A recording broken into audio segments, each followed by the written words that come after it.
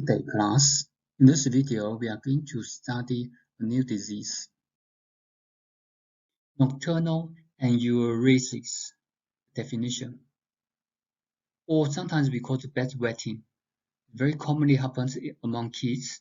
However, if the kids is under the age of 3, we consider as normal. So if the kids experience bedwetting but under the age of 3, we don't consider as disease because that's related to the physical body development. However, if under the age of above the age of 3, the patient still experiences bedwetting, then we consider as diseases. And because of the diseases, we have to apply some interference. We have to apply some treatments to this disease. From the term nocturnal enuresis, this is because of the translation. Nocturnal refers to something happens at night, but this disease is not only happens at night. So originally in Mandarin, it refers to bedwetting during sleeping, no matter at night or during the day. So for instance, some kids, or not only kids, even adults, some people they sleep during the day. For example, they have a nap, and during the nap, they still have a bedwetting.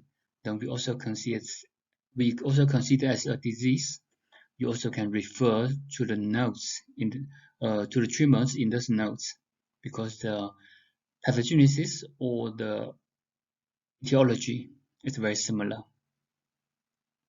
In some of your schedules, you will see another disease that we didn't introduce here, urinary incontinence. That disease we didn't introduce as an individual disease in our lectures. The reason is that disease is not really very common in our clinical practice. Also, if you see that this kind of patient, you also can refer to the treatments in this notes. Nocturnal enuresis, still the same reason, because of the pathogenesis are very similar. If this disease happens in kids but not continuously, every now and then, or very rare, once a year, the once a year just try to let you know that this is very rare. It doesn't have to be the specific frequency once a year. But in this situation, if you can find some obvious causes, such as in some situation among kids, if the problem happens very rare, it's not frequent, sometimes we don't consider as a disease, especially if you can find some very obvious causes. For example, if the kids drinks a lot of water before they go to bed, and then all of a sudden they got nocturnal enuresis at the evening, then in this situation we don't consider as a disease. So we also don't need to perform any treatments to the kids. In the other situation, if the kids play very tired during the day, they play around and very tired during the day, and this problem happens in the evening, not very frequent, we also don't consider it as a disease.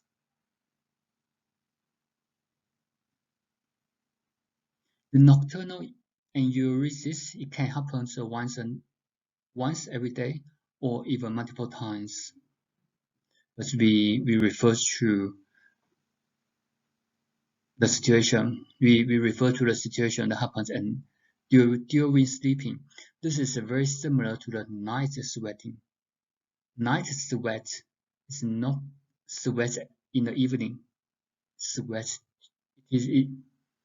Night sweat does not refer to sweat at night, but sweating during sleeping. Similar to this, and uresis. The etiology: kidney deficiency, spleen and lung deficiency, damp heat. Damp heat, especially the damp heat in lower jaw, because this problem very commonly happens in kids. It also can happen in adults. Damp heat.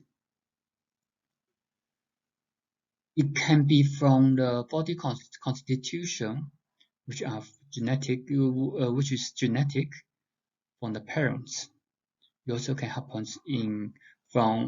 as a result of the improper diet, such as greasy food or the deep fried food, excess greasy food and deep fried food intake. So that may result in damp heat. Spleen and lung deficiency. Why? Because the bladder problem, the urination, the problem related to the urination, we will focus on the spleen and the lung. The reason is the function of the spleen, the transportation and transformation of fluid or of water. So urine is a kind of body fluid. We must focus on the spleen. And the lung. What happened to the lung? This uresis, urination problem. When we study the basic theory, we have the metaphor that's a pot, okay, a teapot. And then we said the lung is like a lid. Also, in the previous video, when we introduced the difficult urination, we also focus on the lung, because the lung is the lid. So the function of the lid got problem, then the urine got problem. The water could not come out or come out excessively. So we need to recover the function of the spleen and the lung. Kidney deficiency. This is the bladder problem. Bladder and the kidney are coupled organs. So also the kidney in charge of the water, in charge of the body fluid. So when you go back to your basic theory, the water is in charge by the kidney. The kidney qi deficiency. Where does the kidney qi deficiency come from? Especially when we're talking about kids, where does the kidney qi deficiency come from? From parents. So this patient got the weak body constitution genetically from parents. What kinds of situation the kids may have weak body constitution? One of the most common reasons is if their parents are very young, so in their teenagers, and then the girl give birth to another baby, to a baby, then this baby may suffer from kidney qi deficiency because of the parents. Another situation is if the parents is senior parents, their parents in their 40s or even 50s when they were born, when the kids were born, their parents in their 40s or 50s. This also may result in kidney qi deficiency.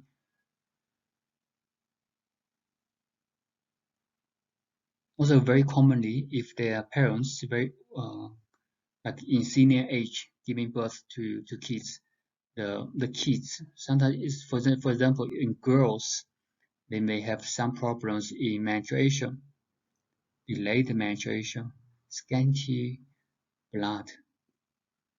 So these are all kidney qi deficiency from parents genetically. That's the factors from innate factors. Kidney qi deficiency also can happen although this disease we're talking about kids, but it also can happen in adults. And in next video, we are going to introduce some other adult problem. This may be caused by kidney deficiency, either kidney qi deficiency, kidney yin deficiency, kidney yang deficiency, something related to kidney. All these diseases, the possible causes also may be the excessive sexual activities, especially in teenagers or adults. So this is something we need to consider. The bladder function.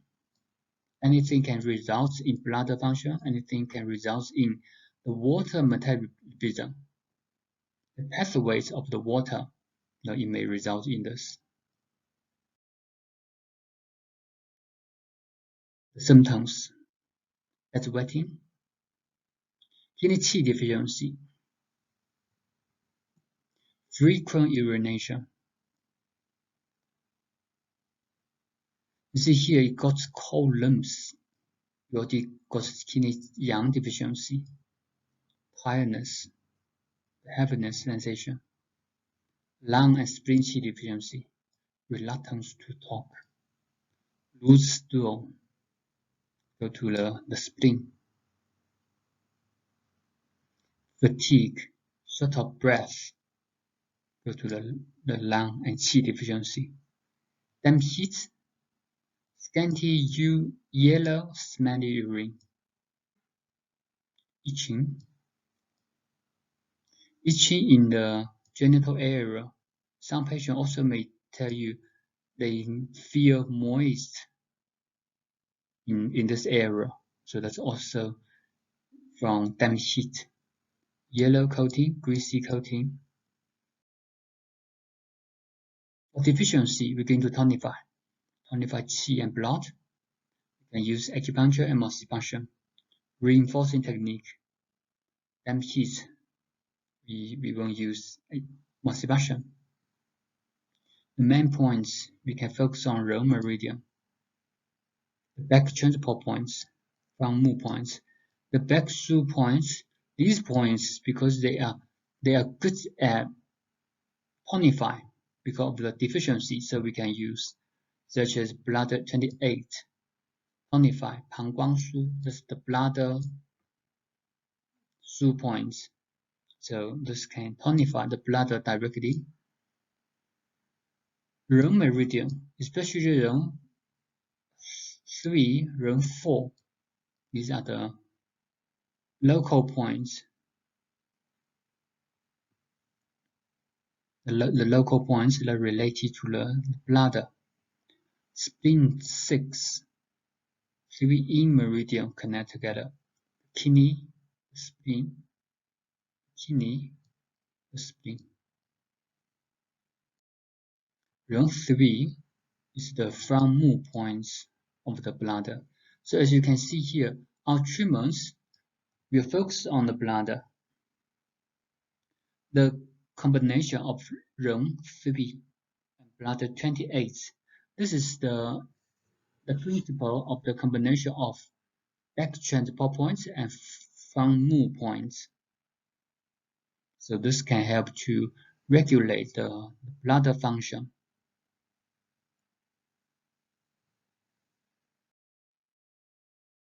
For specific syndrome, we can add some other points to strengthen specific problem, such as kidney. We can use bladder 23. Damp heat, we can use spleen 9 to clear heat, clear damp heat. For the back through points, Rome 6, Rome 4, these points we can use acupuncture. We also can use the combination of acupuncture and moxibustion. The needling techniques for these points, especially the points that's in the lower abdomen. Ideally, if you insert a needle and then the patient can feel the sensation that radiates to the genital area, then it may achieve a better result. This treatment, this sensation, this type of technique also can be applied to the male problem in the next video. So after you insert the needle, you're going to use some manipulation technique, and then you can ask the patient if they can feel in the genital region. So if they can feel in that region, if the sensation can radiate to those areas, then the results may be better. And the technique, we can use acupuncture, the combination of acupuncture and Moxibustion, such as the one needle technique, or needle at the bottom, and then you use the box to put on top of the needle. This also can be used. Or with the acupuncture and skin needle technique, you can apply. Although this disease more commonly happens in kids, it also may happen in adults. If in adults or teenagers, you also can refer to the similar treatments to this notes. For the patient advice or the management, for kids, we need to help the kids to form the good habits to urine, we need to help the kids to have a good habit to go to toilet regularly and avoid drinking too much water before sleep.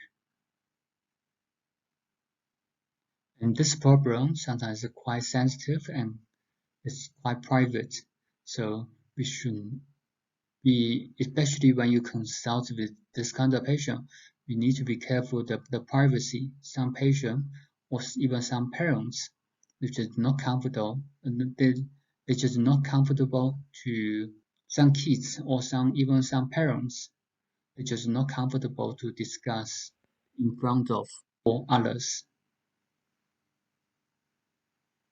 And in this situation, sometimes the anxiety also may affect the disease. In this video, we mainly discuss the nocturnal and urinary other diseases that are related to the bladder, especially related to urination. You also can refer to the treatments in this notes. Thank you for your attention.